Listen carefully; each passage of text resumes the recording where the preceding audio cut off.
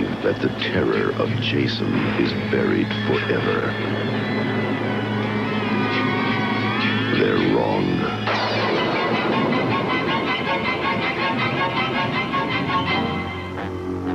Friday the 13th, Part 5, A New Beginning. Rated R. Starts March 22nd. Beacon Hill, Somerville, Danvers, Woburn, Dedham, Revere, Framingham. All right, Horrorheads, welcome back to another episode of Horror 365 Live. It's, well, another weekly episode. This is the fifth one we're doing. What is going on?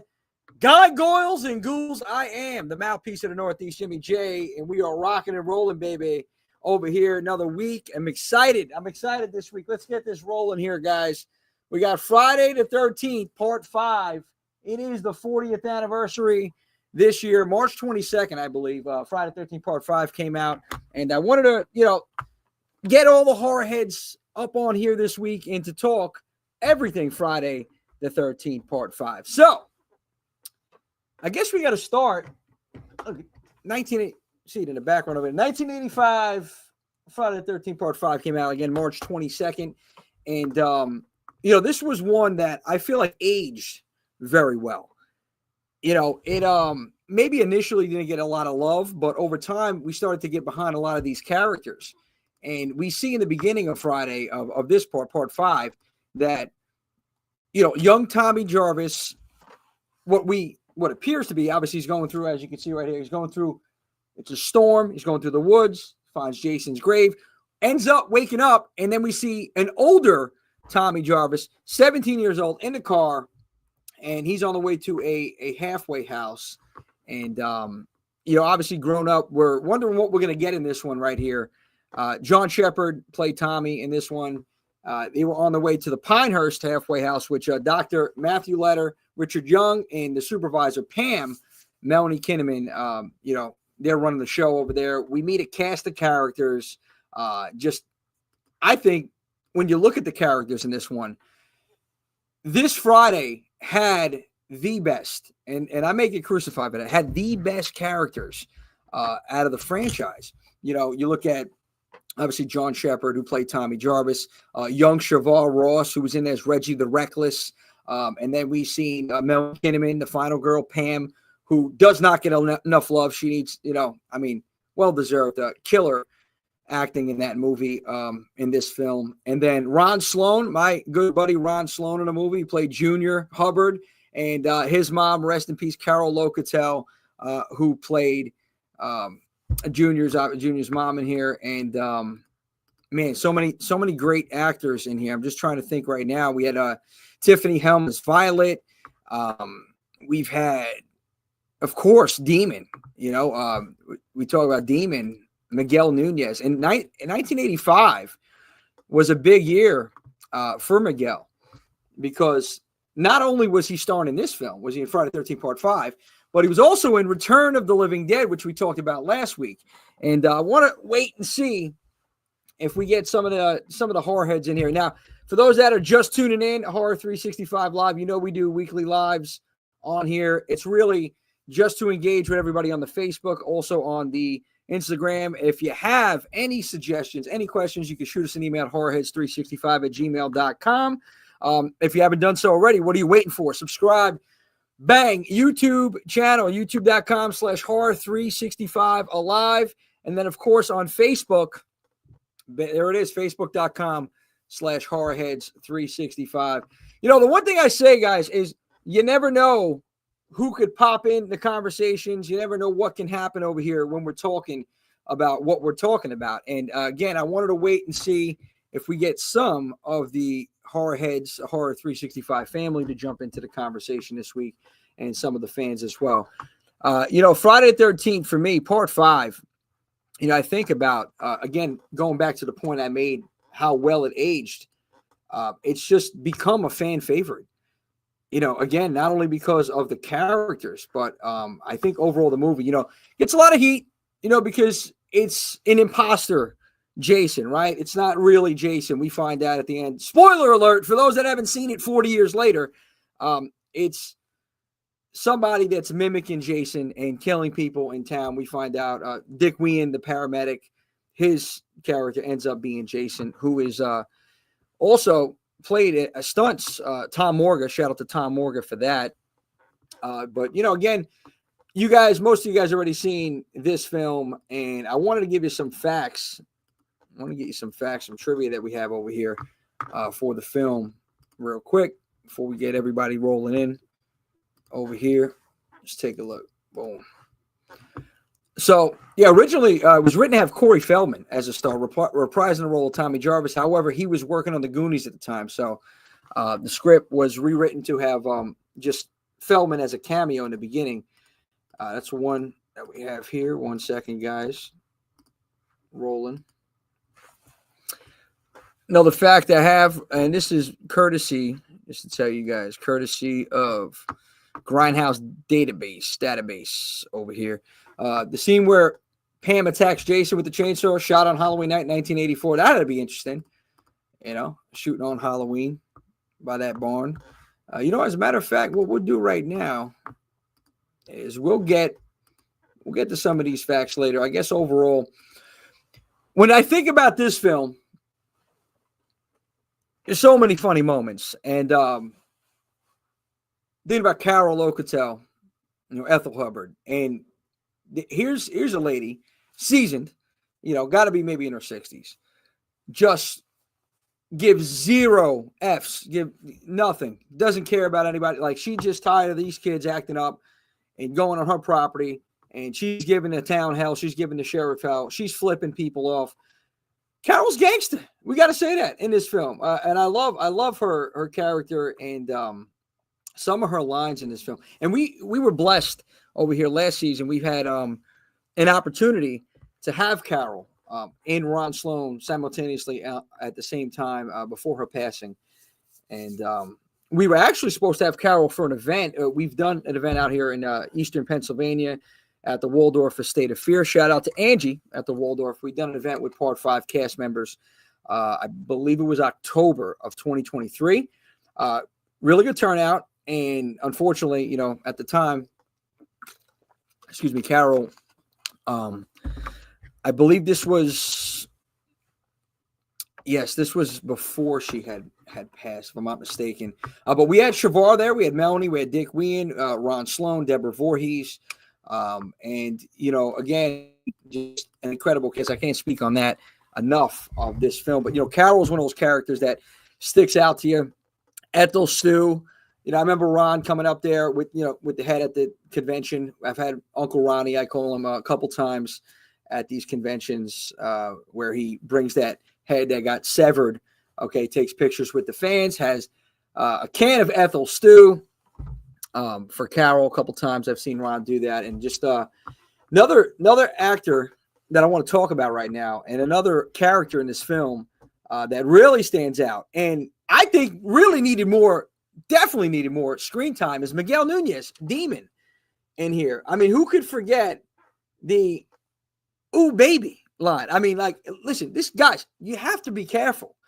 You have to be careful what you eat, because, you know, if you eat the wrong thing, it's gonna hit you, and sometimes it's gonna hit you real hard, as it did the Demon in this film. Oh, look, Tony, what's up, buddy? Welcome back to another live. My main man Tony joining us over here. Another week, Horror 365 Live. Yeah, man, you know, that scene, to me, one of those scenes that really memorable. And for me personally, that was my favorite scene of the whole movie. And I remember meeting Miguel at Living Dead weekend. It was back in, I believe it was 2021. Could be, yeah, 2021. I met the cast of Return of the Living Dead, and had an opportunity to do the little "Ooh, baby" with Mr. Nunez, and it was funny. And the one thing I remember is his energy. It's infectious over there. And remember seeing the panel for the Return of the Living Dead, and you know, just like his character on screen, him in real life, you know, it's just the energy's there. It stands out. It stands out for sure. And you know, Part 5, thinking about it, as you see it playing in the background here, is one of those films that, again, it does not get enough love for one reason or another. I mean, who could forget about that iconic song, and I think it's a pseudo echo, right? His Eyes, if I'm not mistaken, that's the name of the song. Very different than the Harry Manfredini specials that we had previously and after. Again, another factor, another part of this film that made it stand out. So I'm waiting to see who we get some of the horror heads on here, guys. This week, for those that have been tuning in for the last few weeks, we started doing these lives really just to get the engagement rolling on Facebook, on YouTube, to get the fans interacting. I want to hear you guys. I'm personally, this is not like we normally do with the interviews and conversations that we have with some of the guests, where we have a structure to it, where there's questions and there's something maybe that we're promoting for whoever the guest is on the show. This is more so to focus on the fans out there, to focus on you guys and girls, the guy goals and girls, the horror heads out there, to jump on, to talk, to tell us about whatever it is that we're talking about. And, for instance, this week, obviously Friday, part 5, talk about maybe some things that you like, that you didn't like, your thoughts, any facts you want to throw out there from this film. And then later on today, we're going to get into some of the latest news that's going on in the horror community. But, I got to tell you, it's been an incredible few weeks just doing these lives. And what I've noticed is that after every episode, we've been getting peppered with emails, with questions, with suggestions. And you know what I should start doing is I should start actually reading some of those emails out here and giving you guys some shout outs. But every week, my main man Tony tuning in, Jay Rogers tuning in, and Johnny Sparks had blessed us the past couple of weeks with some great conversation. We were talking Return of the Living Dead last week, and then Swift, shout out to Swift, another Horror 365 team member that had joined in on the conversation. Hopefully we get the final girls on eventually some weeks, and I'm pretty sure we will. We'll be able to do that. But for now, talking about it, part 5. Anybody that's viewing, we have about 5, maybe 6 viewers right now. Anybody have any questions or anything about part 5, anything you want to talk about, memories, anything? For those, I know people that actually seen this in the theaters, and from one guy I spoke to in particular, he was telling me about the fact that after coming off of part 4, which was a fan favorite for most, they didn't know what to expect with this one. And at the time, he didn't like it. He says it just wasn't, he was very disappointed with it. But again, over time, it did what it did, and it grew on people here. Now, let's get some more facts. Let's get some facts rolling over here, guys, from what I'm reading over here. It says here also, Dick Ween is credited as the part of Roy, Jason Voorhees, but stuntman Tom Morgan did the scenes of the imposter Jason wearing the mask, and of the real Jason, the hallucination, haunting Tommy. What else we got here? Not counting the laughing or yelling. Tommy Jarvis only says 24 words. I'm going to have to really watch this again and count it. So Tommy only says 24 words in the whole movie. I guess so. You know what stood out? I guess actions speak louder. That fight scene in the kitchen, man, don't mess with Tommy Jarvis, man. John Shepard was on point in this one. And speaking of the other fight scene, him and Ron Sloan out there with Junior getting into it before Junior gets decapitated out there. Apparently, I believe Ron said during that fight scene that he actually got hit during the scene. John Shepard, I think, accidentally hit him. Don't quote me on that. I got to go back and listen to the episode, but I believe that's what Ron had told me about this one. And I'm trying to think what else Carol was talking about behind the scenes with here. I love her character in this film. Ethel Hubbard, she's badass. And then you see the mask, Reggie the Reckless, Shavar. That scream, you talk about Scream Queen, man. That Shavar scream at the end was definitely comical. I was laughing at that when he was with Pam and they were running towards the barn. The one thing I did love about this film, and it's this very small little detail that I noticed with this, is the beginning, when it's pouring rain. For me, it's like I can't watch a Friday the 13th movie if it's not raining, pouring, thunderstorm. I don't know. The opening, I love the opening of this film. And there were just so many good moments throughout the film, in my opinion. But let's see what we got rolling over here, waiting for some other people jump on in the conversation. And as a matter of fact, while we wait, I'll tell you what, I'm going to show you guys my favorite part of the film right here. Oh, hey, you okay? Oh, some damn enchiladas. Oh, you gonna be all right? Oh.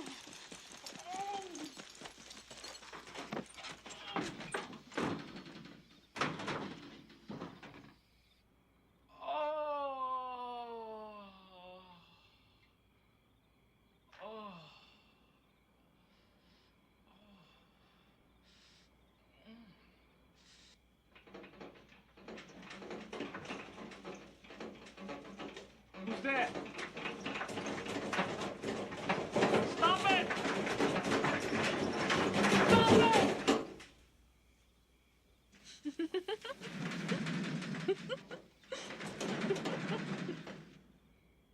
You're gonna get it, bitch. Oh, lighten up, Demon. You'll feel a lot better after you shit. I feel a lot better when I'm out of here. This shit box is gross. Well, you better watch out for the snake that's gonna crawl up that crapper and bite your ass.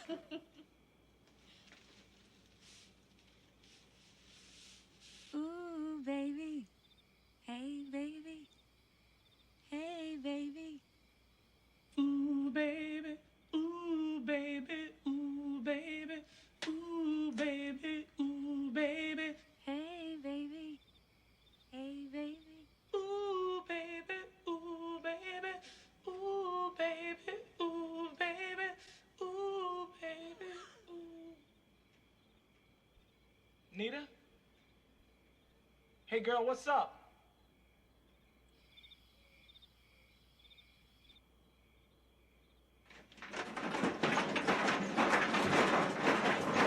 Hi! Okay. I told you this isn't funny. Now you're gonna get it, bitch.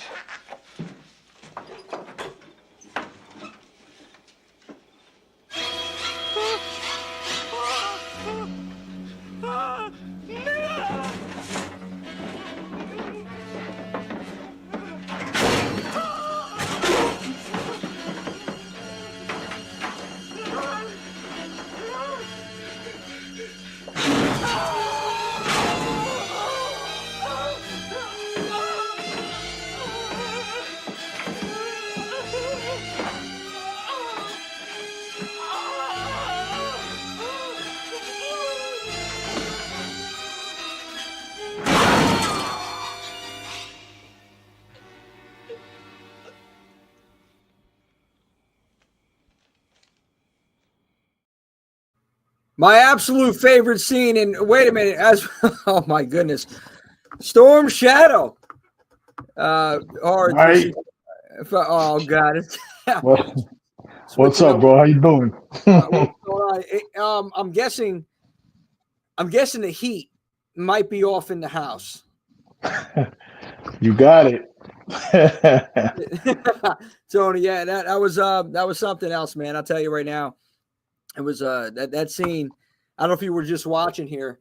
What is that? That was a classic scene. That was a classic scene, bro. Mr. Shadow, what is that under your name over there? Arash Shikaj? Arashikage. Arash. Okay. What does that mean? That means storm shadow. Oh, it does mean that. In what language? Yeah. Japanese. Japanese. Okay. Forgive me, I'm just not brushed up on my Japanese yet here. But konnichiwa, I think that might be Chinese. What's going on, my man? We're talking Friday Part 5, and it was just showing a little bit of my favorite scene of that film. That was everybody's favorite scene, bro. I think so, man. I think so. What do you remember from Part 5? What stands out to you other than that scene? Besides Miguel Nunez's performance, Reggie the Reckless was awesome in that movie. I remember watching him on Different Strokes, and he really did a good job being a young actor. And Friday 5 had a different feel to it. You know, at first I didn't like it, but upon rewatching it, every time you watch it, you find more things about it that you love.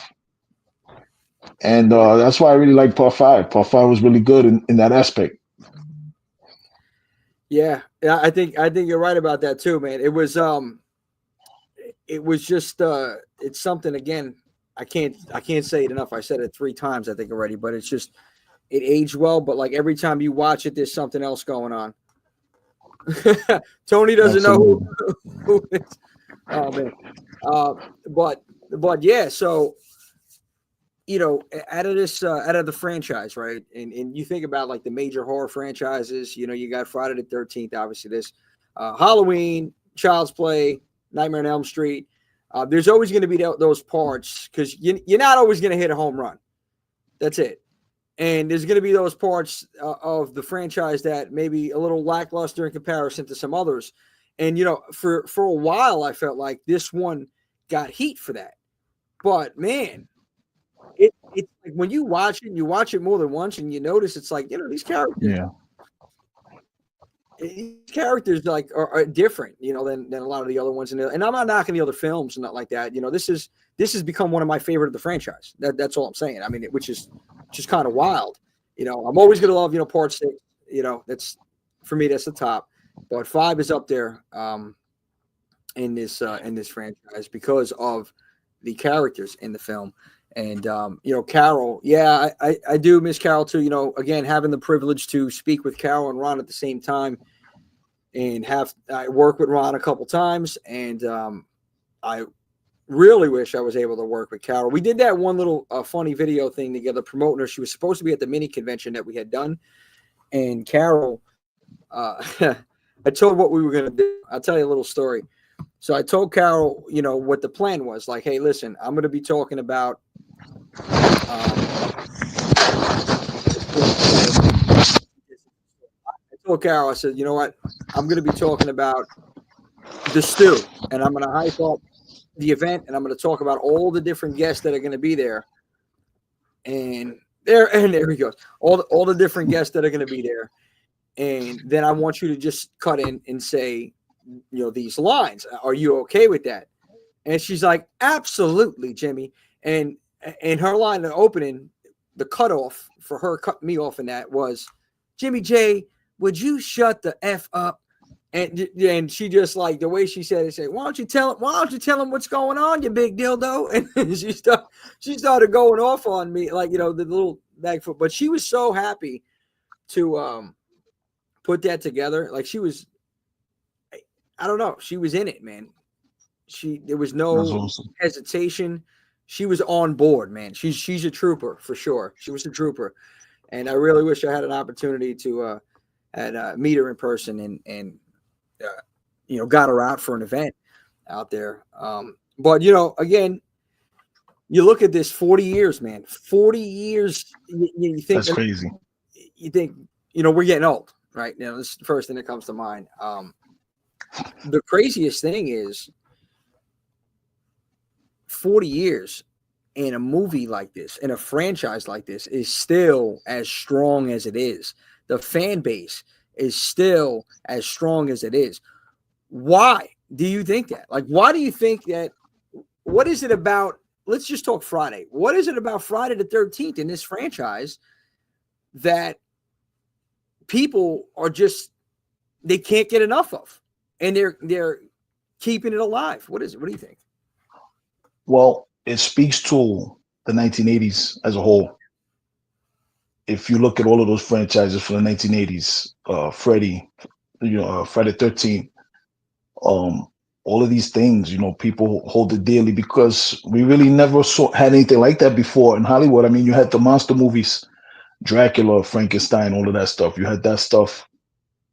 Yeah. But we never really had any characters like any antagonists. Like in the 80s, the antagonist became the hero.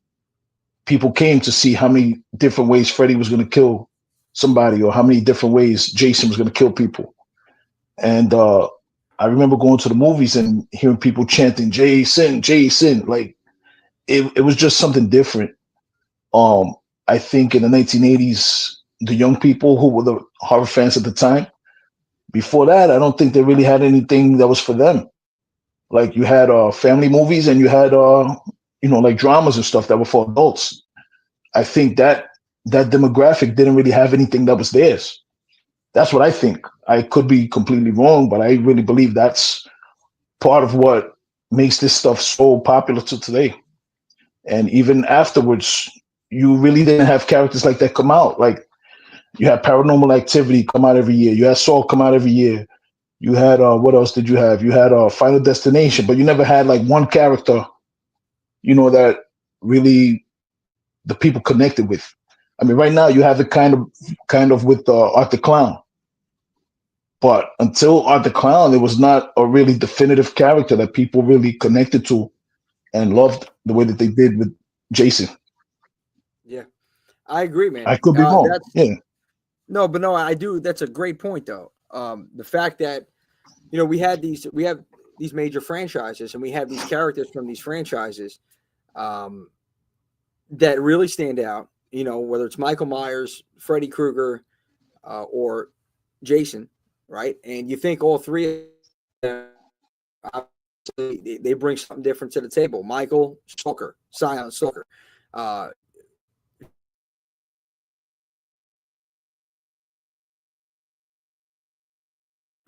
You got me? Okay, here we go. Service is good. All right, lost you. Yeah, lost you for a second. Yeah, service is sketchy right now. The connection's on. Oh, wait a minute. We got somebody special joining in the conversation. Who is that? Mr. Nunez. Who is that? Wow. Joining? Oh, my man. Oh, how we doing? Look who it is. I'm good, brother. How are you? Oh, I'm better now that you're here. I got to tell you, we were just watching. I'm trying to get my part. Let me see if you got it. Are you on there? Yeah, hold on. Yeah, hold on. I'm trying to get my Bluetooth working. Okay. Hold on. So, but keep going. I can. Okay, we were just talking about you. It's so funny. It's like we just. How you doing? Manifested. We manifested you somehow, and you're here. We were just. I guess it was that "Ooh Baby" chant, and it sent shockwaves to the West Coast. And here he is. And there he is. And you just popped up and appeared. Now, the one question I got, I know you're getting a connection on. One question I got is, there we go. You did not have any enchiladas tonight, right? Not at all. Hell to the no. Yeah, thank God. Hell to the no. I gave up on them, brother. I gave up on them. Hell no. You left them in the heat. They tear my stomach. You left them in the heat. Yeah, I had to give up on them, bro. I appreciate you just jumping on real quick, man. I was just showing your scene over the Demon. It's wild how something like this in the 80s, right? Horror in the 80s, how 40 years later, it's so relevant. And this franchise that did not stop talking about it. Why do you think that is? Why do you think like a film like this, Friday 13 Part 5, is still... I think the only reason a show like Friday 13 Part 5, a show like Return of the Living Dead, still right now is making the noise and the impact that it's making, it's because of the fans. It's the fans that make a movie that prolong the film. You can't ever take away that. It's the fans that make it. You could be doing the greatest job you ever did in your entire life. It could be the greatest script you ever did in your entire life. It's what the fans take to, and you never know. Nobody in either one of those films ever thought that this film would be around and we'd be making. We made more money on autograph tours than we. Oh, I think we lost him. Oh man. Wow, he was cooking too. Yeah, he was cooking, man. He was on fire. He was cooking, yeah. Jeez. That's it. Oh man, Eric. I don't know what happened. We lost. You said you made something about autographs. Was the last thing I heard. Last thing we heard. Make more, doing the autographs on this show than we did on the movie. You never know what's gonna hit. You absolutely never know. I have, lots of friends have done big films and all kind of stuff, and they don't go on these tours, and they're not able to meet the fans and make extra money like this. You don't really know. You never know. I think Return of the Living Dead was because we never really took it serious and we played it all straight and we let the lines and the scenes and throwing in little funny lines over there carry it. I mean, you can't ever say what it is. You can't. No one can really say what it is. Facts. That's a good point. I call it blessed. There you go. Was that improv? Was that all on you?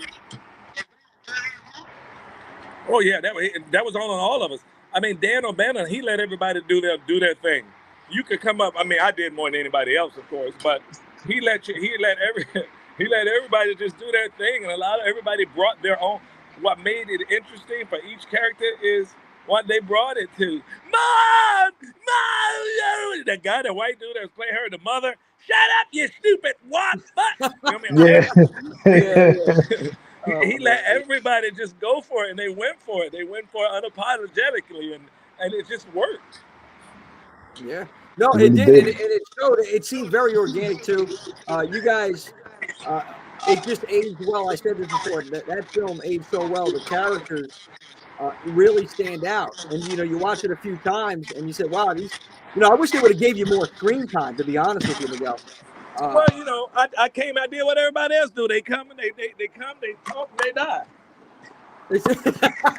No, you know what? They come, they That's talk, the process. They die, That's the but they live Friday the 13th process. You come, you come, they introduce you, and you die. That's the process of Friday the 13th. But yet you still live on forever, because that's what outside of the film, man. I'm telling you, it's I think we lost it. It's probably the service. I'm here. Yeah, okay. I got some food on the way. I'm checking for it. Oh yeah, no worries, Doris. So I will make this quick. I don't want to, obviously take too much of your time. I appreciate you jumping on. But I remember meeting you. Thank you so much for coming on. Yeah, I remember meeting you. Remember Living Dead weekend? You said I was like your banker or something like that. I don't know what it was. But, I don't know. You must have bought a lot of shit. No. I walked up. We had the group pic. Anyway, we did the whole OUUUUU baby thing together. I got a video out there on that thing. But man, I got to tell you, the one thing that stood out about you was your energy. It was infectious. When you sat at that panel, you were just like the life of the whole room, man. And you really own it, man. So I got to give you a lot of credit, man. Man, if I can't have fun doing anything, I don't do it. Wherever you see me, I'm going to be having the most fun that can be actually sucked out of whatever environment I am. If I go to a funeral, I'm going to have fun. I don't care what it is. You got to do that every single day of your life. You won't get sick. You won't get wrinkles. I haven't been sick in 35 years. They caught the coronavirus 4 times, never had one symptom. So just keep that on your face. Laughter is the key to eternal youth. I gut laugh every day, all day, even when I'm by myself. You're absolutely right, man. You got to cling to the positives. You got to laugh, and you got to have a good time, because we're not here for a long time, Miguel. We're here for a good time. Exactly, and it doesn't matter what you're going through. I don't care shit. There have been times when I didn't have nothing. I had a 3-day notice on my door. Had 8 lights were turned off, and I was at parties, and everybody thought, "Who the hell is that?" They thought I was some rich person's son. They said, "That's the happiest little Negro I ever seen in my life." You know what it is? Hey, listen, perception's reality. Even if you don't have money, you got to act like you have money, and you got to be happy. But I wasn't doing it for that. That was just me. Yeah, which is great, and I can tell, because again, in that room, man, when we were most people, they carry all their weight and their problems on them. And you can see it, and it keeps you down. Listen, your problem's going to be there regardless whether you're having a good time or not. You can't change it by worrying. So I don't ever worry about nothing. Yep, and I agree with you. Not even death. That's nice. Say less. That's advice. Definitely not zombies. Oh. Yeah. Well, I mean, I was about to say, what about zombies? Well, that might be the only thing. I ain't scared of zombies. I ain't scared of Jason's ass. He got me one time, but I ain't going to let it happen again. Hey man, listen, you got anything coming up? Jason's revenge, where all the people he killed gonna come back and whoop his ass. Hey, somebody got to write that script. Somebody's hearing that right now. You better write it. Bring back all the cast members. Yeah, bring back the most iconic deaths of all the Jasons. Bring back all the iconic death people, and you freaking have them souls come back and get his ass. I love it. Somebody got to write that. Tony, you heard it right here on 360. It's called 360 Production. Everybody want to be in on the finances? Contact us, and we are going to get that movie shot. You heard it. You heard it right here. Somebody's listening. Let's get it going. Let's get it going. A whole lot of y'all people. We can do it. Everybody donate $1,000. We can get it done. Out of 80,000. 80,000. Everybody donate. 80,000 fans on the page. And listen, we got 80,000 people. Everybody donate 10 or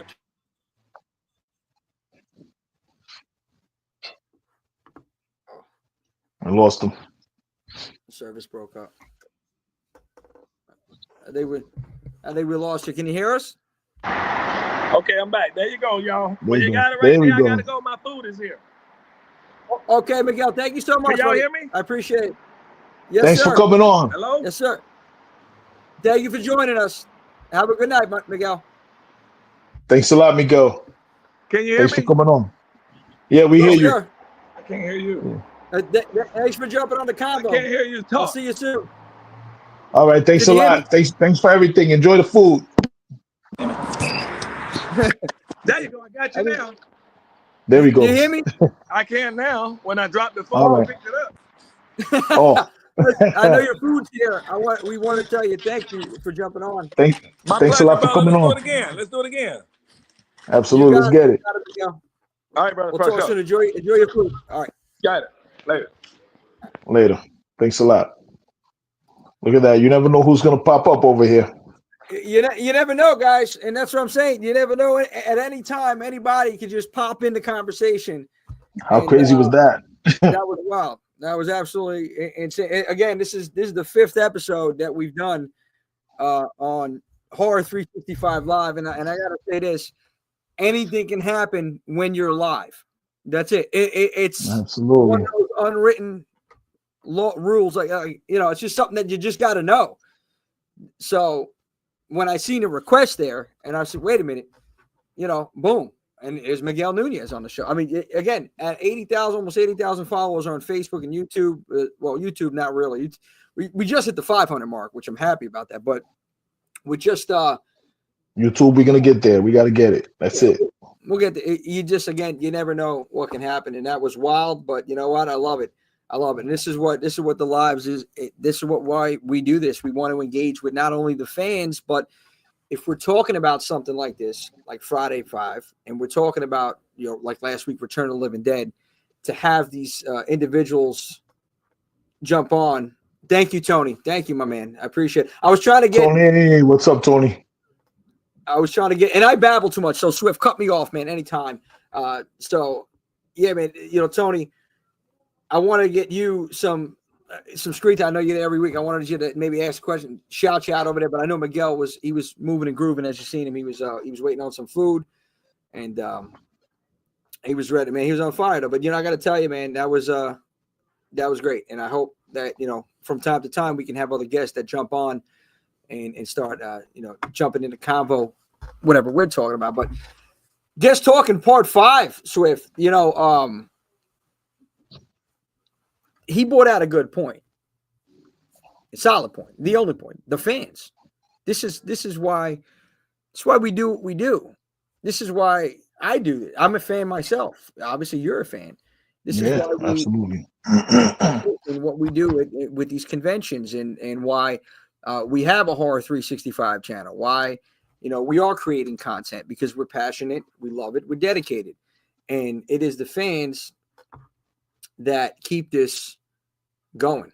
Yeah, Johnny Sparks. I know Sparks missed it the past couple of weeks. Johnny was in there, and and we, it's funny enough, guys. Anybody, Tony, and anybody else is viewing right now, we have a solid team. We have, I believe, 8, 9 different individuals on this team. Maybe 10 now. We just added we got 10 now from Mondo Docs with the documentaries that we're going to be doing collaboration. We're in collaboration with him on that, but he is now official Horror 365 family member. We're growing here, man, and we're growing the network. But everybody brings something different to the table, and all of us are fans, and that is what keeps these franchises alive. But I wanted to give you also the floor, Swift. I think you were going to say something. I might have cut you off. I'm sorry, man. I talk a lot. All I was going to say is the most avid fan base in entertainment. There's got to be the most avid fan base in entertainment. We, as a fan base, are the most fierce and loyal fans in entertainment. Definitely, 100%. To keep something 40 years strong, still kicking, just like Miguel said, still kicking, still doing killer business, just off of nostalgia alone. That right there, that says everything. It's amazing. It's amazing. It's amazing to be part of it. Yeah. Yeah, I mean, I can only imagine. Again, talk about what they made on the movie. They made more money on autographs and meeting fans over the years than they did on the film. And what I've noticed also, even at conventions, is that a lot of times you could have already met somebody and you're going to go to a different convention to meet the same person again because you had an interaction with that person that really stuck with you and you really had a good conversation if you did, or you just, or you just want to meet him again, even if you only had 30 seconds to talk to them. That's the one thing. You get some conventions, you get lucky. Some of them that are not so busy, you may have an opportunity to have a quick conversation with them, or, while they're signing something or taking a picture with you. Then there's other ones, it's like in and out, it's assembly line, man. It's 1, 2, 3. Yeah, so it's terrible. I mean, the only reason I like conventions is because I get to meet everybody that loves this genre. I get to meet the fans. I get to meet the vendors. I get to see, everybody out there. And yeah, Tony, you're right, man. The way to keep it alive is to pass it down to the younger generation. 100%. Yep. Because there's no, everything, we're constantly evolving and growing. This reminds me of in comparison to professional wrestling, Swift. I'm fan that you can't have, I guess let's use, I don't know, Hulk Hogan, right? That may be a bad person, but you throw Hulk Hogan out there, he can't be the world champion in 2025, man. You have to pass the torch. And it's just you have to get the younger generation, like Tony said, invested and involved in this. And they're going to eventually do the same, hopefully, to their children. And this is how these legacies, these franchises, these movies last as long as they last. And, again, switching back to the convention topic. And, I think about overall the experience at a convention, and I know we're getting a little off topic, but just talking about keeping Friday the 13th, this franchise, this part, these people, even meeting some of the cast, and they're still doing conventions 40 years later. Part 5 and all the other parts of the franchise, those that are still with us are still doing conventions, and they're still making a little jingle on this film. And and that's incredible, Swift. I want to put something out now, and I'm 37. So I want, God willing, I live to 75. I want to be 75, 77, let's say, for argument's sake, 40 years from now, and have a film that I put out this year still withstand the test of time and still hold up. And I'm still able to make a little extra jingle. A lot of people don't understand. Some of these people that come to the convention, some of the actors, they don't have a lot of money. Maybe this is all they've done in the 80s, and they're working regular gigs. They're working, in stores or security or whatever they're doing. And this is a way for them to still make a little extra income at these conventions. So I can't knock it, Supplemental income. Absolutely. Yep. 100%. Supplemental income, and they get a chance to be recognized for something that they did back when they were younger. And, they like you said, they may be living a regular life now, 9-to-5 life, and then they get recognized for something that they did years ago. Yeah. They didn't think, they did it back then. They thought, okay, that's it. I did a movie, and now I'm living my life. But now they get celebrated and recognized, recognition, celebrated. It's a good thing. It's a nice thing. It's a good thing that they can still make money at it while making the fans happy, because ultimately that's what it's about. It's about them having a good time too, but it's about keeping the fans happy and providing the fans with something that they won't forget. Yep. 100%. It's about the experience, and I think when we talked about that, about for us, for Horror 365, eventually not rushing it, but eventually coming back with some fan experiences, that's what it is. That's what it's about. It's about creating an atmosphere that allows the fans to feel like they're back in this movie, back in this film, and interact with these cast members that we've all watched on TV, that we all love, interact with them in a way that they could never imagine to, because they see them on the screen. It's like, wait a minute.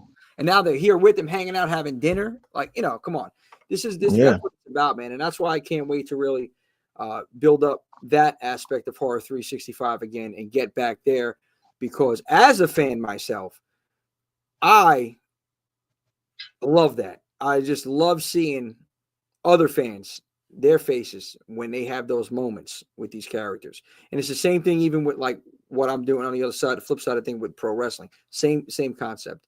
You know, getting everybody to, you know, create those moments and memories that last a lifetime. That's the bottom line. And, you know, for Friday the 13th Part 5, I think because of, wait a minute, I don't know if we can show that right now, Debbie Voorhees. Well, you can't really see much, but anyway, we get the DX logo. We need the logo here. Censored. So with Friday the 13th Part 5, there's, like in all the other Friday movies, there's those moments that really stick out that people continue just to talk about today. And, you know, and in any other franchise, any other major franchise. Yeah, Tony's looking.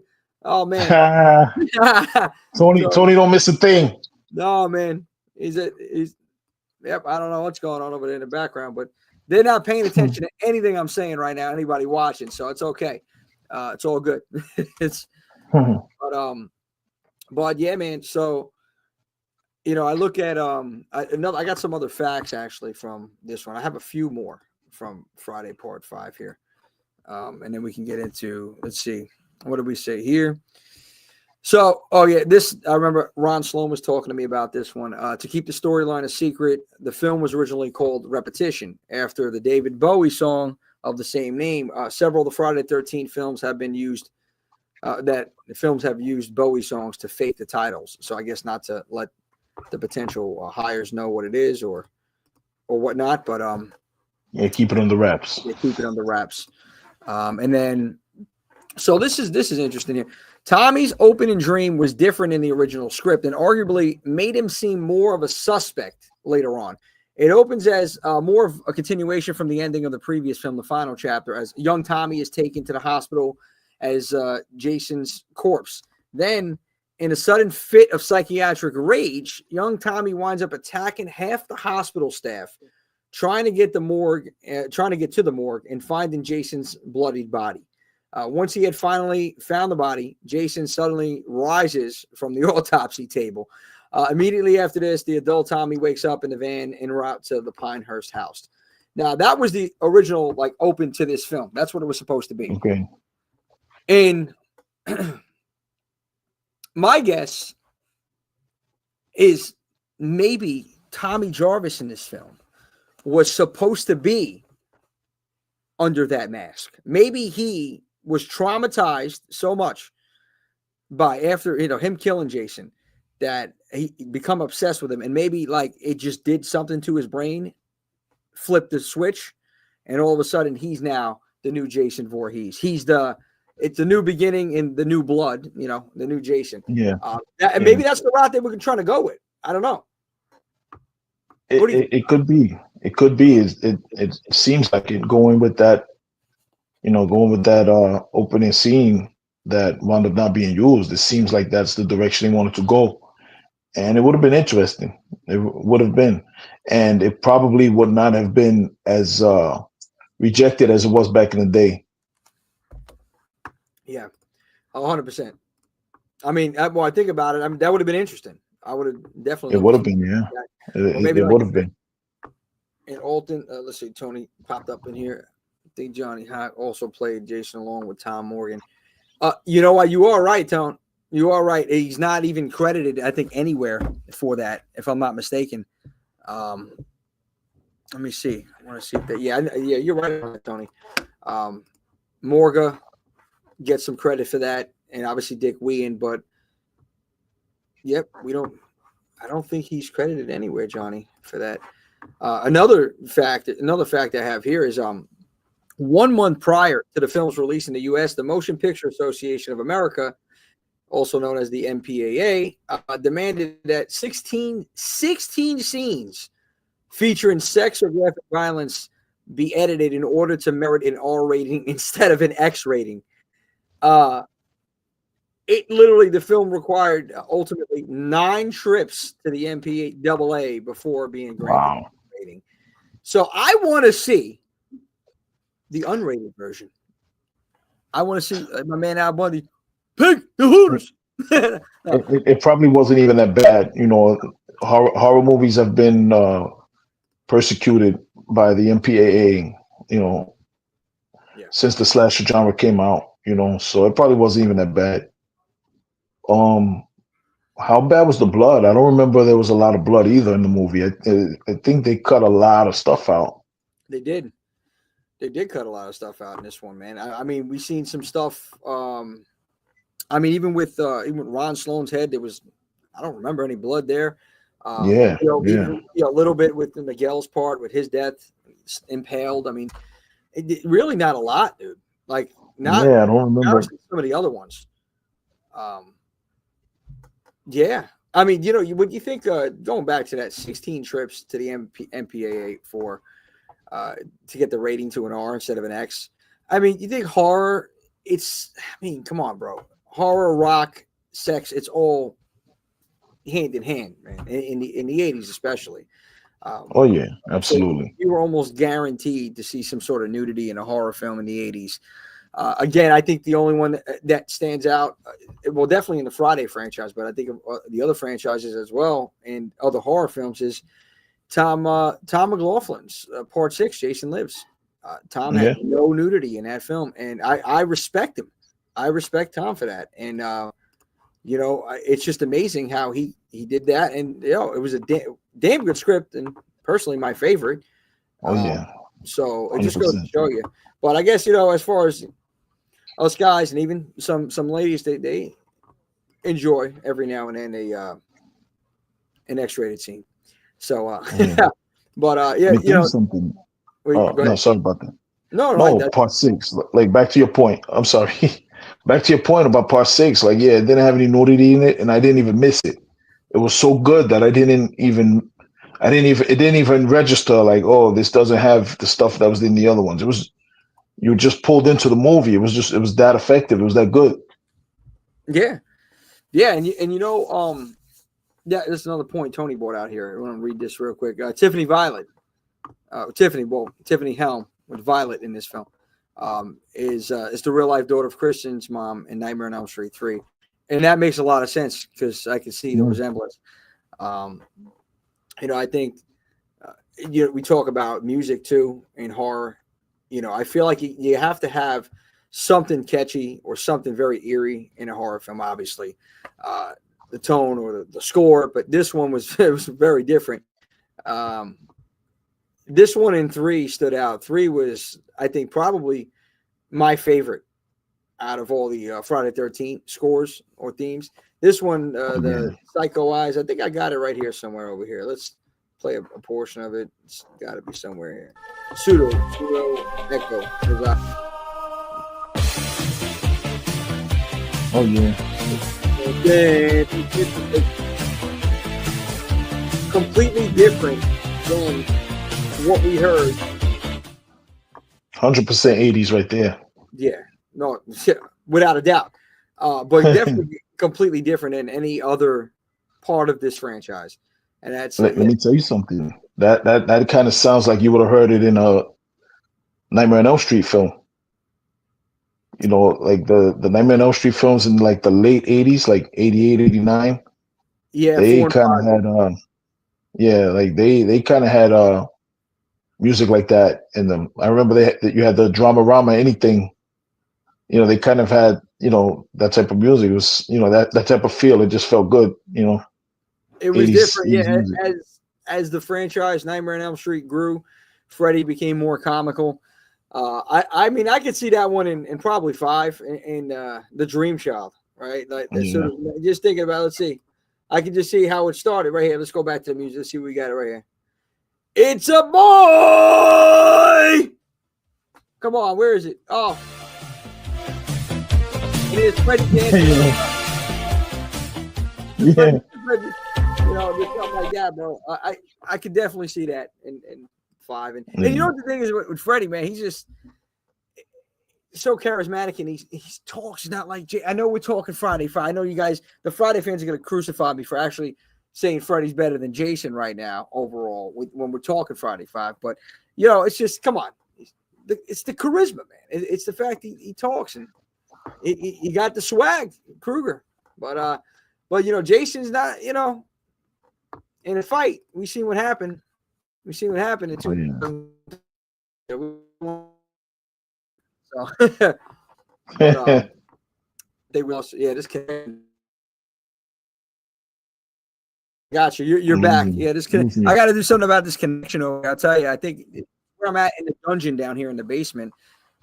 Probably got to move the headquarters upstairs, get closer to the router. Let's see where we got here. Tiffany's dance. Well, that's something I'm not doing, Tony. That's it. It's like what's his name in Crispin Glover in Part 4. That I don't know what he did over there. He was nuts.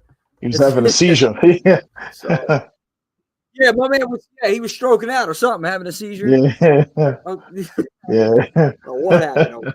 Well, the funny thing was, like, I guess that's all improv. Obviously, you're not gonna you're not gonna plan that. And the girl he was dancing with, got her name off the top of my head. She must have been like, "What is he doing?" But she's going with it, like, okay. It almost reminded me of that. Hey, there she is. Look, Savannah. What's going on, Savannah? Hey, Jason joining us in the building. Savannah Venom. Yeah, Mini Jason. Now, for those that don't know, she is the youngest and smallest horror head over here and part of the Horror 365 family. That's Horror Daddy, Josh Kersey's daughter, Savannah Kersey. She plays Mini Jason. She has a whole outfit. Amazing. Dude, you've seen her, Swift. As Mini Leatherface and Mini Jason, she gets in these characters, even Killer Clowns from Outer Space, and she owns them. She is the absolute best. Every time we go over there, I get beat up. There's another video that Jimmy gets beat up. I get that one with the chain. Hey, listen, she's the future. Talk about it, Tony. To your point, that's the future for 365. Yeah, absolutely, and that's how it is. Yeah. So I'm telling you, Tony is an encyclopedia. He knows lines, movies. He is the man. Like you. Tony's a horror head. Yeah, straight horror head. Tony and Jay Rogers, my main man. You guys are amazing. And there's a couple other guys. Cody, another gentleman, Cody Dempsey. I want to say that's the last name. Another gentleman that's always engaging. And then, of course, Victoria, another one that's always engaging on there. Forgive me. I'm going to get a list next week, and I'm going to shout out some people on here. That's what we're going to do. Hey, there she goes. Megan, what's going on? Mama Megan, how you doing? What's happening? What's going on?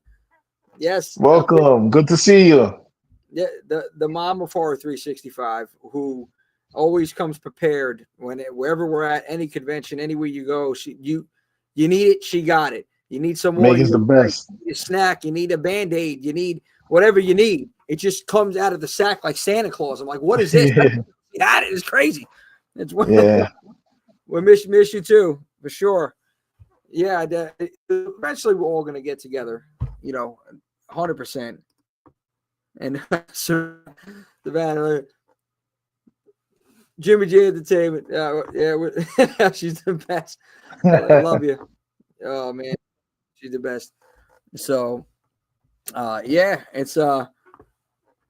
it's just something, man. It's amazing. It's all right. We got an incredible team. We do. We had an incredible team, incredible fans, and fans ourselves, man. We just got a killer fan base, man. There is nothing. I'll say it again. There's nothing like the horror community, man. There is nothing. Okay. One of a kind. And I swear, I love everybody out there. Well, almost everybody. There's a couple exceptions on that list, but other than those few people. We love everybody. We love everybody. We want the best for everybody. They may not feel the same, but we got love for everybody. Speak for yourself, Swift. I'll be honest. There's still a couple of people on my list that I can live without. But other than those select few, that's a fact. On one hand, everybody else, including the hate that we get, we love you. So keep doing. Oh, go Birds. Okay. So from we just lost Eagles. Kansas City Chiefs fan that we have on here. But yes, who cares? Go Birds. Saquon, he's doing it.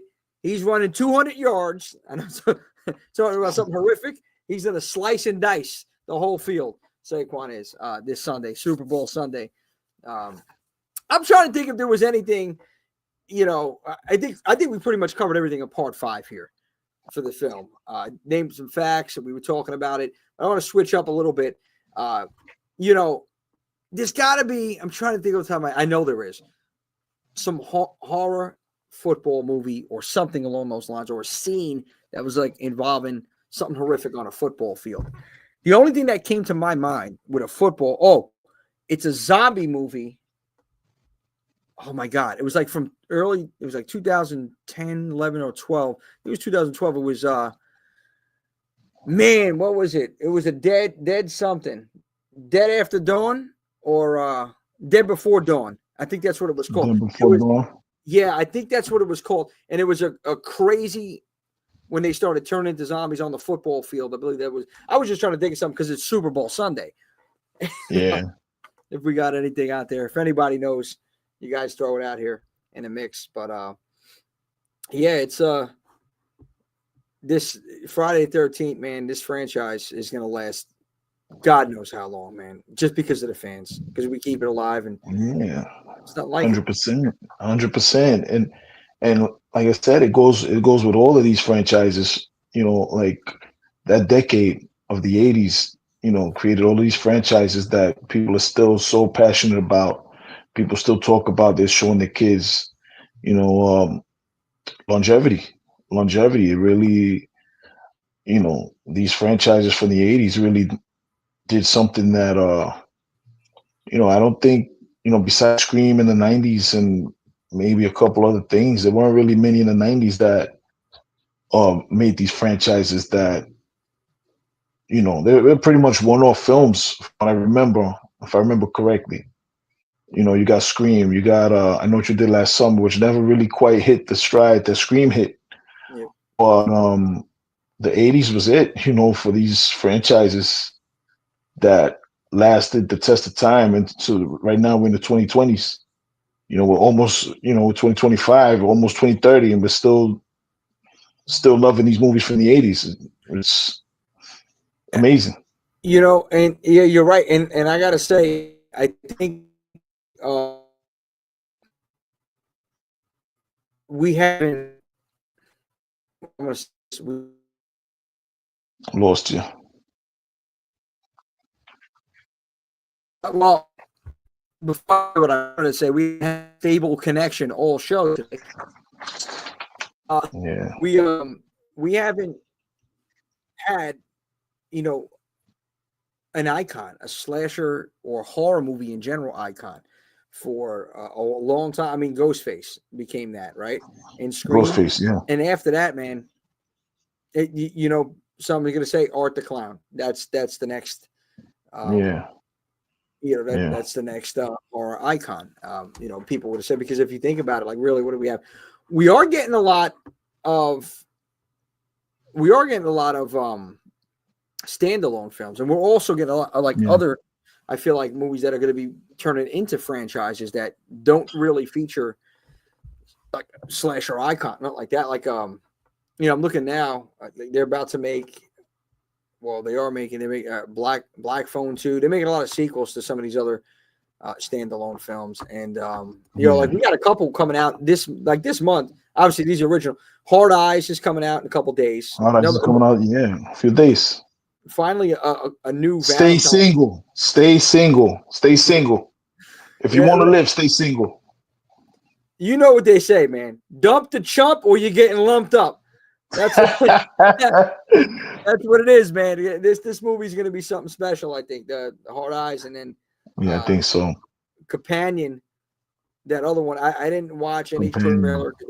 You and everybody don't watch the trailer. Just watch. Do not watch the trailers. Yeah, do not watch the trailers. Yeah, that's it. So I'm just trying to see what's going on. The Monkey, another one coming out.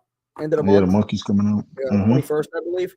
So you got a lot of killer movies, man. I'm looking forward to this year, and hopefully we can start seeing some of them turn into franchises over time. I mean, if it's done right, and it's hard to be original. It really is, though, if you think about it, because like what hasn't been done, what hasn't been talked about or touched, or discussed, like how can you be different? And yet we're finding ways. I mean, we get ideas based on what's really happening in real life, and we turn it into in film. Oh, and of course Megan would say Megan 2 is coming out. Yes, Megan 2 is coming out. Yeah. 2.0. Oh man, but we all know there's only one, right? Come on. That's just, so we got Megan 2.0, and then Tony. Well, what we need, to be honest with you, I think I'm looking at, as far as Jason goes, I may get crucified for this. CJ Graham. CJ, yeah. I need to see another horror Friday the 13th film with CJ Graham as Jason. The man, if you look at all the Jasons that are still out here, that are still with us, my opinion, CJ just has the presence. CJ has it for Jason. Like I definitely want to see him in the front. I'm hoping that my main man, Tom McLaughlin, and hopefully we can get him to jump on one of the conversations. Maybe we can do something. Maybe we can get a script. I know he had something in the works. It just never came to fruition yet. It might, but Tom, he wants CJ in that role again. Maybe we can see this. I mean, we'll see what happens over time. I don't want to speak on something that I'm not 100% sure about. I do know for a fact that he does have a script. Tom can't unveil anything on that, but I do know that, hey, it could be a possibility. Hey, and let's hope so. We want to see it. I'm at these conventions. I run into CJ all the time. He's still, like you say, he still has that presence, man. CJ is a magnetic personality, and just from seeing him, just his body language, just seeing him walk, look at him and say, "Oh, who's this guy?" He just has that. He has that it factor. Yeah. Just, you don't even have to know who he is. You just see how he walks in a room, and you're like, "Wow, look at this dude." Yeah. Still in pretty good shape. Still in great shape. What am I saying? Pretty good. He's still in great shape. Still, he's still energetic, man. Hey, why not? Why not get him to do another one? I hope so. Yeah, and you're right. I agree 100%, Swift. He definitely can go as Jason. To Tony's point here, he has had a script for years, because I remember when we had him on the show a couple years back, with one of the old regime members here. He was talking about this, and I don't know. Hey, Lionel, what's going on, buddy? He chimed in over here. Amigo. Lionel, what's up? Amigo? I know, habla español poquito. Comida. Yeah, tengo hambre myself. ¿Tú estás comiendo? Yeah, there we go. Listen. Comida. Yeah, amigo, comida. That's it. Hey, listen, my man. Shout out to Lionel Coronel. Hey, he's the colonel, okay? He's the colonel Coronel. I told you, you don't mention food on the show, man. You mention food, I got hungry. You know what happens? I start going to war in the kitchen. I go to war in the kitchen, okay? I bury that stove, okay? I go to war. I say, "Get, how you like that, huh? A little sazon." Toma. It's like, I do a mean Tony Montana impersonation. We're not gonna do that right now. Yeah, you're good. You're doing well. I said, so say goodnight to the bad guy, okay? Let me tell you. Switching gears. This is what I love, man. I love people jumping in here. Hey, you know something? You can speak. Yes, a little bit Savannah. I can speak a little Spanish. Oh, here he goes. Hey, man, I'm the only Tony. That's right. He's the only Tony, man. Hey, man. He's the only Tony. It's Jesus. Unbelievable. Anyway, we're segueing all over the map here. So back on the road here. Thinking about future. It's looking great for horror, man. Our genre. We're just continuing to deliver. And you know what? It's about time that we get what we deserve, as far as like we get recognition You know, seeing nominees like The Substance, seeing these movies like The Substance and other films now getting awards. I mean, this is long overdue, man. There were some really badass horror films that deserve. Okay, well, there goes Lionel. I mean, hey, listen, if you're happy, buddy, you're happy. No problem. There's nothing wrong with being happy. Nothing wrong with being happy. So we can get him out of there. But yeah, freaking well, we're finally getting the recognition because, you know, back in the day, these film critics and Hollywood, they didn't have respect for the craft. They didn't have respect for horror movies. You know, they were really old school, you know, and horror was something different. Like I said, I believe it was for the younger people, which right now we do know horror is for the young consumer, you know. And back then they wanted these, you know, the critics and everything, they wanted more something else, some other type of movies, you know. That's what they liked. And horror, they just hated it because a lot of times it was new up and coming filmmakers doing it with not a lot of money, not a lot of experience, and a bunch of actors that they didn't know who really didn't have a lot of experience in films and stuff like that. So they just crapped all over horror for the longest time. And now Hollywood, at least Hollywood right now, has to really acknowledge it. Like, look at how many horror films are coming out. You go to the movie theater any given time, there's 3 horror movies playing lately, the last 2-3 years. So they're forced to recognize and forced to respect it. Yeah, that's 100%. Megan, thank you so much for tuning in. I appreciate Megan, it. I love you.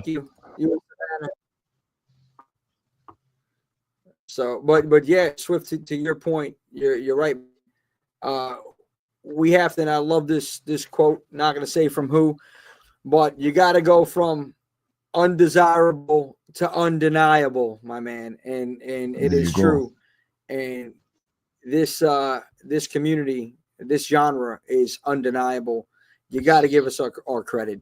But these films, like you're seeing in the back here, Friday the 13th Part 5, and those films in that franchise, and Halloween and Child's Play and Nightmare on Elm Street, and some of the standalone films that we've seen from the 80s, the Blob remake, I really love that film, and Fright Night and Silver Bullet, and I mean, dude, the list goes on. The Stuff and all these crazy movies, and Scream and Leprechaun. What? That's another franchise, man. I mean, don't for the 90s, like, that was for the 90s, yeah.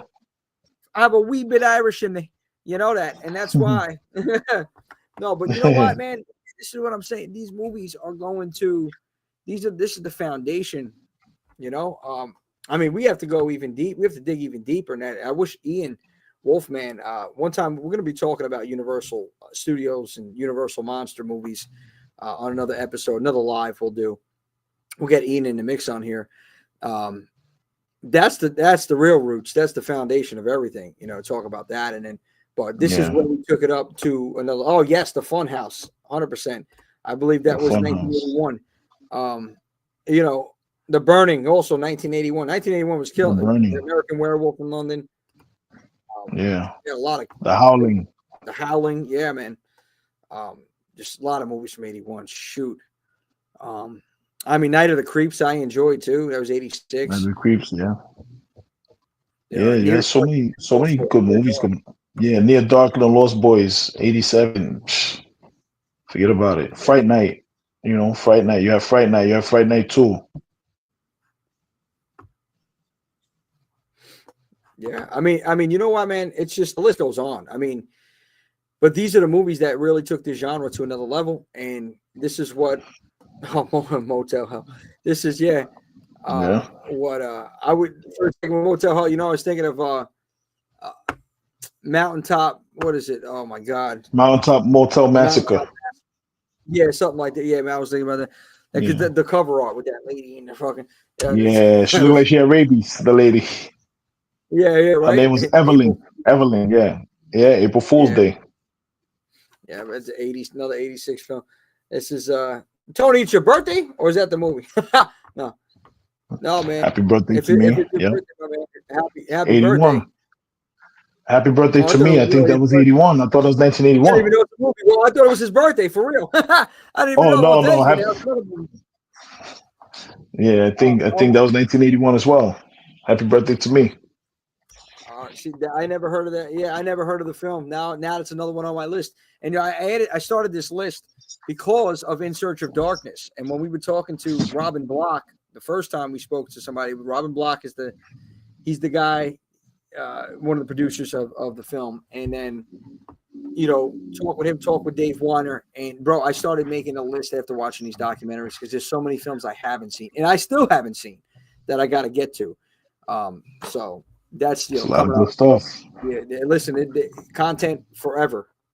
Content, forget about it, man. And especially with some of the new stuff, we're getting some of the. Wait, man, I'm going. Okay. No worries, baby. We'll see Wow. you. Enjoy, Savannah. Have a good one. Good to see you. I miss you so much. Yep. You're the best. I appreciate it. Tourist Trap also. Yep. Another one. Tourist Trap. So many, just so many films, man. Again, the list goes on. But again, the point I'm getting at, I know I'm beating a dead horse, but this is it right here. This is movies like this is what we grew up on. And this is what I miss, though. Going back to some of these more grittier horror films, some maybe lower budget, maybe that not that too in depth. Like, I don't know. I can watch this. I don't know how many times. Some of these films, I can watch it over and over. I think that's what horror fans in general too. They watch certain films over and over. It doesn't even get old to them. It's like their comfort movies and whatnot. Yeah. Yeah. Yeah. And that's and it's wild. I mean, some people I've came across, they come from movies House of 1,000 Corpses. I'm like, oh, that's Yeah. I don't know how, but I mean, yeah, that's great. Yeah. But Slaughter High too. Yep. Slaughter High. Slaughter High. I think that kill doesn't get enough love in that one too. Maniac Cop. Yeah. Maniac Cop. That was what, 88? Yep. Tony's going down the line here. Madman 81. Straight out of Canada. That movie was sick. Yeah. Madman Mars. Yeah, that movie was absolutely insane, man. And that was somebody Horror 365 affiliate Sean's one of his go-to movies. The 80s. Oh yeah. The 80s Horror God. That was one of his 80s Horror God. Metal Sean. Salute, Sean. Yep. What's up? And I remember he would talk about that Madman movie, and then Dark Knight of the Scarecrow as well. But man, these are films even today, man, I can watch over and over. And like, at late night, this is what I used to love, and I still do it. Late night, I can't sleep. I'm popping on a horror film, or I'm popping on a Tales from the Crypt episode, or Tales from the Dark Side episode, or something like that. Yeah. It's just what you do. It's just what, as horror fans, what you do, man. And Swift, I got to tell you, just to circle back, kind of wrap it up here. Any thoughts or anything from Friday Part 5 that anything you want to say on the film? Any last things you want to talk about with this film, or anything that really I guess stands out more than anything else to you? I mean, what I really liked about it was that there were so many memorable characters. Obviously, you had Demon, and he had a iconic scene. He went out in the Porta John, Reggie the Reckless, iconic. I mean, not iconic, but he stole the scenes he was in. Mother Hubbard, old Mother Hubbard, and Junior. All of these characters were so memorable.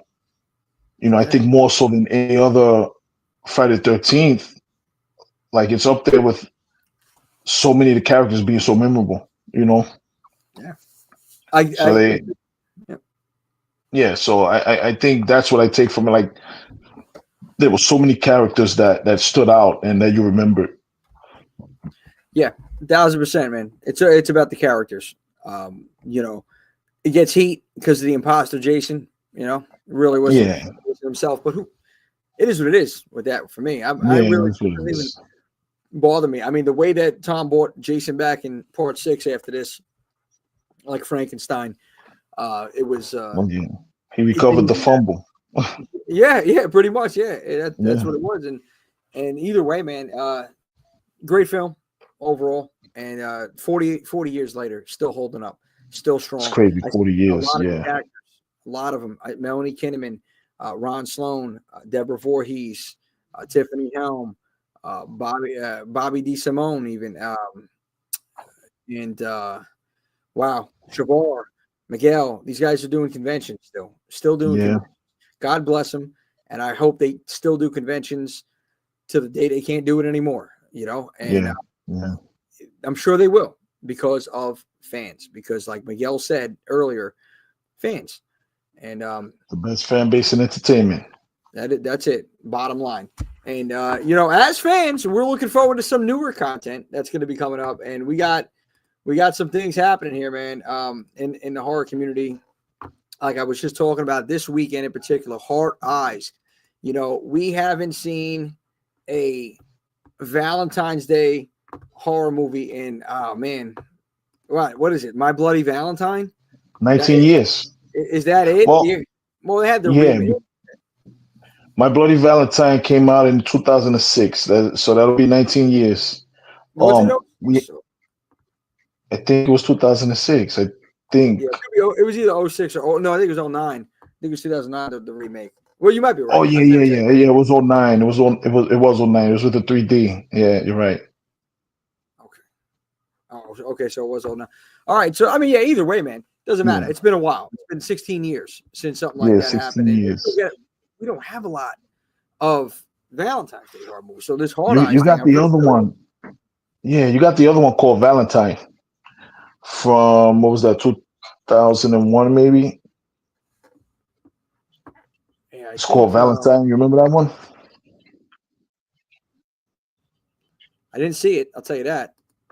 Okay. I'm trying to see. So yeah, no, I didn't see it. I am, however, yeah. Go ahead, Valentine. But everybody remembers My Bloody Valentine. The 3D one, My Bloody Valentine 3D. Everybody knows that one, and we really do need another Valentine's horror movie. We really do. It's it's a long time coming, so we need another one. Yeah, I mean, dude, I'm looking right here. I'm looking at the premise right now of Hard Eyes, and it says co-workers working late on Valentine's Day are mistaken for a couple by the infamous Hard Eyes killer and must running for their lives. It's already just that alone, simple to the point. This is what we're gonna get. And I seen like even the thing. It's like he makes this weird sound, right?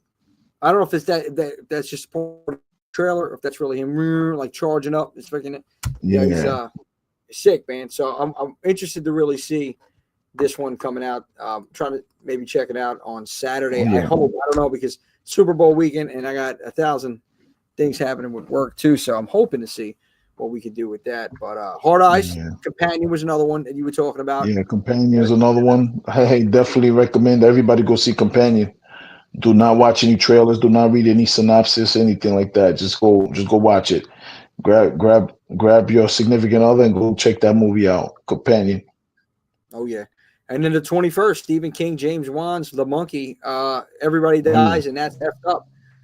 That's actually directed by. That's directed by. Sorry to cut you off. That's directed by Oz Perkins. Osgood Perkins.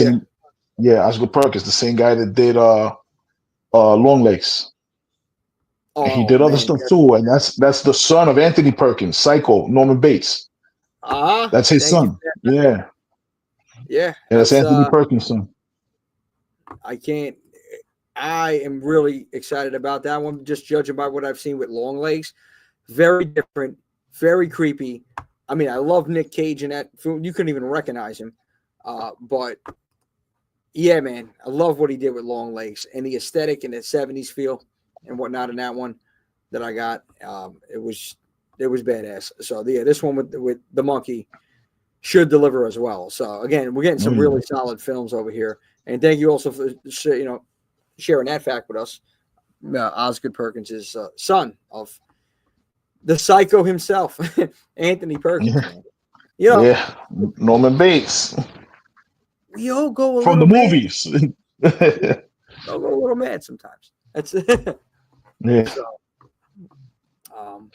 but yeah, man, a lot of content coming out. I'm thinking what we do next week, guys, is we'll talk Valentine's. I mean, shoot, why not? You know, maybe we can.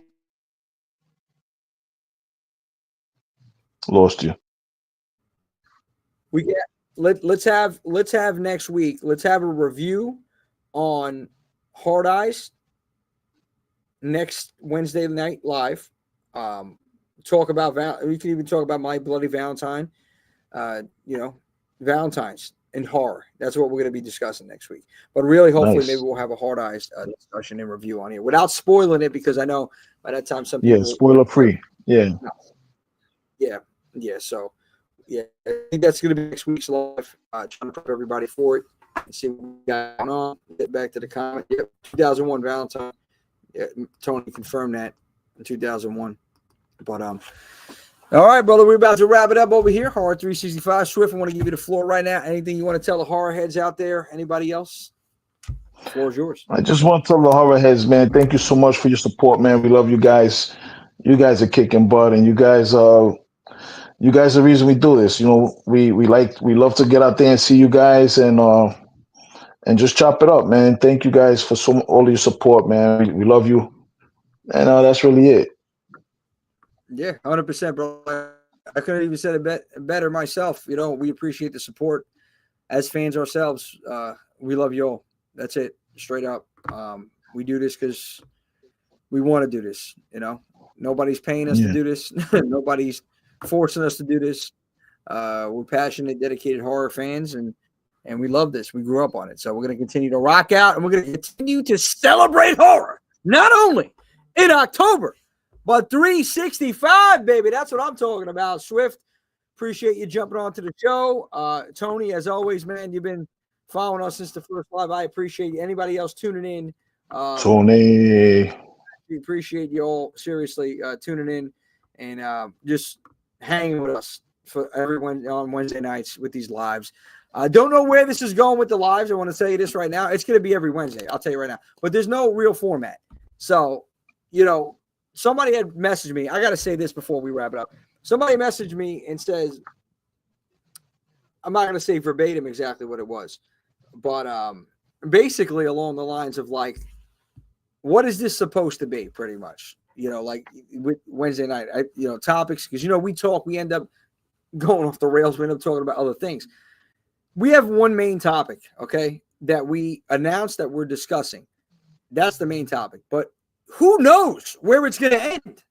You know, there's no right or wrong here. It's a live stream, and we want to engage and we want to talk to everybody out there. This is not like one of our Horror 365 YouTube episodes exclusively where we're sitting down interviewing somebody or we're talking to somebody else in particular and we have questions and, you know, the fans are not engaging with us. We want to do this for everybody out there to jump in, for Tony, for Jason, for Savannah that jumped in, for Megan, for everybody else out there. Even my main man, whatever his name was that said whatever he said, jumping in there. Yeah, happy man. Happy man, Lionel Richie over there. Lionel, I don't know. Either way, whatever you want to say, the floor doesn't matter. Appreciate it. And this is why we go ahead. Yeah, and another person we didn't know was going to pop in was Mr. Miguel Nunez Jr. You know, Sure. thank you, Miguel, for coming in, man. Thank you so much. Much respect. Yep, that's it. Savannah, you're the best. You are the best. Yep.